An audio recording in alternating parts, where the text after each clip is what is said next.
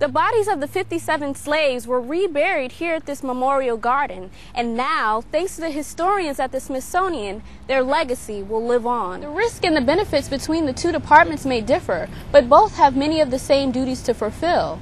So we went on a ride-along with the VCU police officer and a Richmond City officer to find out what their job entails firsthand. Community concerns with speeders, break-ins, and vacant properties are reasons why police and neighbors took to the streets to point out problem areas in this community. According to the Department of Environmental Conservation, the U.S. throws away enough paper annually to build a 12-foot wall across the country. By recycling items such as paper, plastic, and cans, you can actually save energy and natural resources. Criminals beware. These Southside neighbors are keeping an eye out for crime. Rosetta Hicks warns criminals to stay out. Don't bring it over here because we're not going to have it. We're not going to stand for it. It's a message that was made loud and clear for the criminals, but also a message of faith for the community to become a little safer. The church has been broke into several times and those kind of things.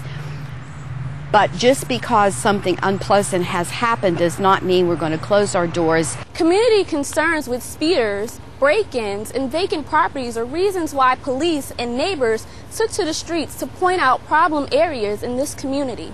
Pastor Marsha Baxter of the Evangel Assembly of God says it's important for the church to join the Broad Rock Civic Association and police on Saturday's neighborhood walk.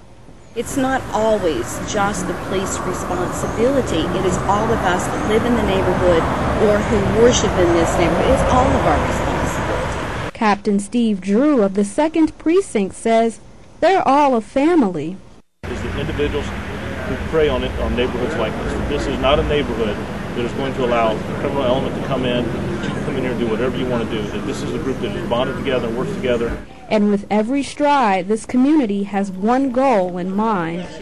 Don't want no criminals over here in our territory. Hopefully the criminals will take the hint and stay out. In South Richmond, Tamika Dillard, CBS 6 News.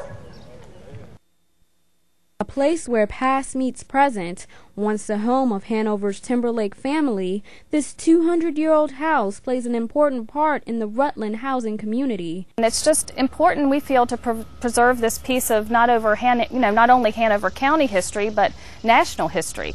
Family members were buried on the property along with a separate slave cemetery.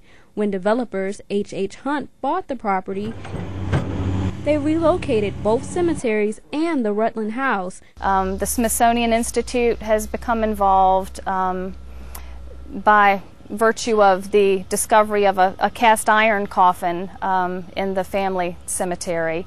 Timberlake family has donated that coffin to the Smithsonian Institute. And the Smithsonian is putting the pieces into place. We could not find any living descendants of the people that were buried here. And so we gave them permission to conduct osteological analysis, which is very minimal intrusive into the remains, so that they can learn where the people were born, whether it was in Europe or Africa or the United States colonies, what kind of diet they had, what kind of diseases they had. The bodies of the 57 slaves were reburied here at this memorial garden, and now, thanks to the historians at the Smithsonian, their legacy will live on.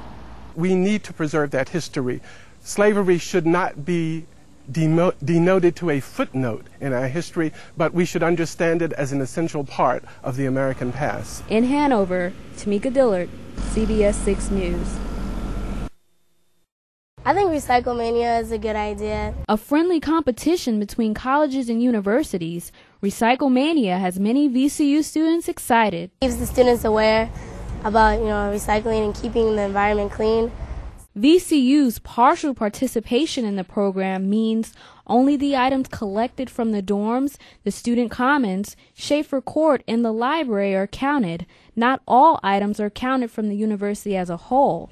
But recycling coordinator of VCU, Stephen Heinitz, hopes this will change. Yeah, I think next year we're going to do the whole thing, going to do the full university. I thought this year for us it would be best just to use the students, because it was a lot easier for me just to focus on what we're doing in the residence halls as far as the weights and what we're collecting over there.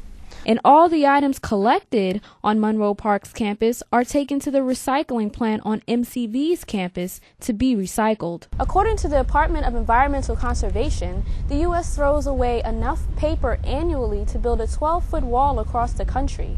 By recycling items such as paper, plastic, and cans, you can actually save energy and natural resources. I mean, recycling does save energy. It creates jobs. I mean, we have a fairly small department, but it creates jobs for people here at VCU. Since January, when the competition began, VCU has collected 17 tons of recyclables. That's 2% of the amount of all items recycled last year. And that's no increase. But Heinitz says the program's primary purpose is to get people to continue to recycle, even after the program ends. You know, we all depend upon, you know, this earth to live on, you know, and the air we breathe, the water we drink, the food we eat. So I think it's important for us all to, you know, take those necessary steps to, you know, protect the environment, you know, for today and, you know, tomorrow.